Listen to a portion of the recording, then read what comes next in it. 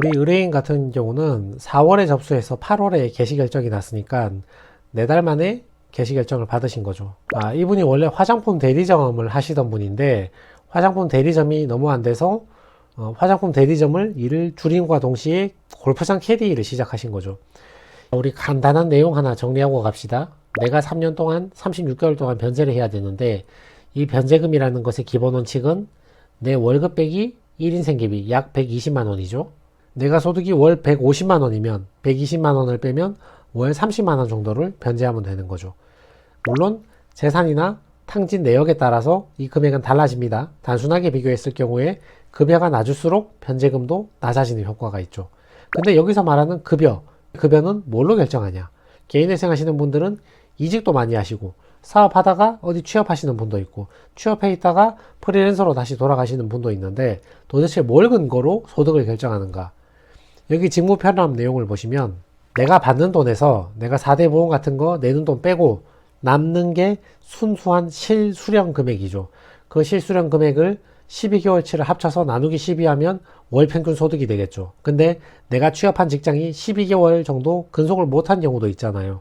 내가 만약에 6개월 근속했다면 나누기 6개월 하겠죠. 그렇게 하면 한 달 평균 급여 금액이 나오니까 그 금액을 소득 금액으로 봅니다. 자, 이렇게 개인회생을 신청하면 개인 사업자 명의가 나와 있는 내역들을 전부 다 제출을 해야 됩니다. 이분의 변제 계획안인데 이 내용을 보시면 화장품 가게를 운영해서 얻는 월 평균 소득은 35만원. 그러니까 거의 폐업 단계인 거죠. 월 30만원, 40만원 밖에 못 번다. 이렇게 보고가 들어간 것이고. 근데 30만원 가지고 내가 폐업 단계니까 월 30밖에 못 버니까 이걸로 개인회생을 하겠다. 30만원 빼기 120만원은 뭐 마이너스니까 난 변제금 안 되겠다. 이거 말이 안 되잖아요. 이런 경우에는 최소한 150만원 이상은 소득이 나와야 되거든요. 그러니까 이분은 골프장 캐디로서 내가 월 140만원은 벌고 있다. 이렇게 보고를 한 거죠. 그러면 140 플러스 35만원 하면 한 달 평균 소득이 175만원은 나오잖아요. 그래서 이분이 175만원으로 신고하고 이제 개인회생을 신청했죠. 원래는 175만원이면 1인 생계비 120만원을 빼면 55만원을 내는 게 맞는데 법원도 눈치란 게 있잖아요.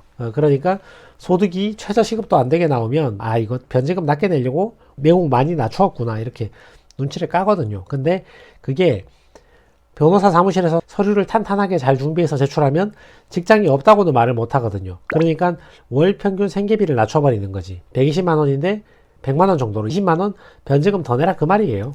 그래서 175 빼기 100만원에서 한 달에 75만원 정도로 36개월 동안 변제하는 모습으로 이렇게 변제 계획안을 만든 거죠. 이분 진술서를 보시면 알겠지만 예전에 골프장 캐디를 하시던 분이에요.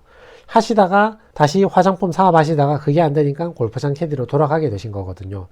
골프장 캐디 하면 지금 300, 400 정도는 버시잖아요. 그 야간 주말에 일하면 또 일한 만큼 그만큼 캐디비를 받잖아요. 근데 만약에 420만원 번다. 1인 생계비 120만원 빼면 한 달에 300만원 변제해야 되잖아요. 자, 그 420만원의 소득이란 게 매달 유지된다는 보장이 없잖아요. 나중에 일이 줄어가지고 야간 근무, 주말 근무 할 게 없어져 버리면 이분은 그 매달 300만원 변제를 할 수 없잖아요. 빚을 갚기 위해서 개인회생을 하는데 개인회생 변제금을 내기 위해서 다시 돈을 빌려와야 되는 이상한 일이 벌어진다고요. 그러니까 이직하자마자 폐업하고 직장 하다가 프리랜서 가자마자 신청하는 게 가장 유리할 수 있다고. 왜냐하면 어떤 직장이든 갓 들어갔을 때가 급여가 제일 낮으니까 그때 들어갔을 때 신청하는 게 가장 유리할 수 있다고 말씀드렸죠. 1인 생계비 120만원 인정해 줄 걸 100만원 밖에 인정 안 해준다 하더라도 그래봤자 최저시급도 안 되는 굉장히 낮은 금액이기 때문에 거기서 1인 생계비를 빼고 인가를 받으면 1인 생계비를 좀 높게 잡든 낮게 잡든 뭐 어떻게 잡든 간에 가장 이득 보는 사람이 될 수밖에 없는 거예요.